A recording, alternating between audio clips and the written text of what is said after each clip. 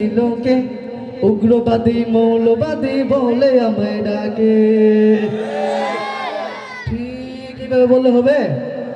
জোরে বলেন ঠিক কিনা? পাগড়ি মাথায় পাঞ্জাবি গায়ে দেখে যদি লোকে উগ্রবাদী জঙ্গিবাদী বলে আমায় ডাকে। পাগড়ি মাথায় পাঞ্জাবি গায়ে দেখে যদি লোকে উগ্রবাদী জঙ্গিবাদী বলে আমায় ডাকে। দুঃখের সীমা নাই আমি কি করে বুঝাই, দুঃখের সীমা নাই আমি কি করে বুঝাই, আলেমরা কেউ উগ্রবাদী জঙ্গিবাদী নয়।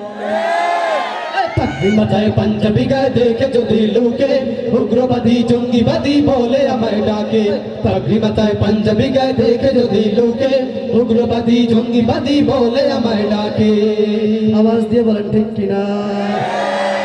আরে আলেম আছে বলে মোদের টিকে আছে দেশ, নইলে খুদা গজব দিয়ে করে দিতেন শেষ।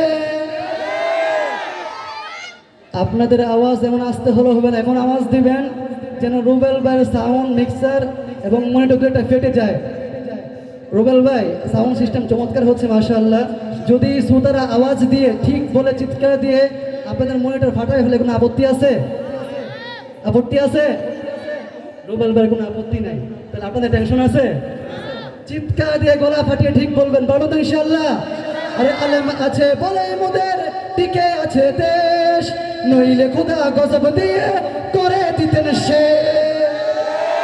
আরে আলেম আছে বলে মোদের টিকে আছে দেশ, নইলে খুদা গজব দিয়া করে দিত শেষ। আলেমরা না হে বেনবী কি করে বুঝাই, আলেমরা না হে বেনবী কি করে বুঝাই, আলেমরা কেউ উগ্রবাদী জঙ্গিবাদী নয়। পাঞ্জাবি গায়ে দেখে যদি লোকে উগ্রবাদী জঙ্গিবাদী বলে আমায় ডাকে। পাঞ্জাবি গায়ে দেখে যদি লোকে উগ্রবাদী জঙ্গিবাদী বলে আমায় ডাকে। চিৎকার দিয়ে বলতে পারে ঠিক না?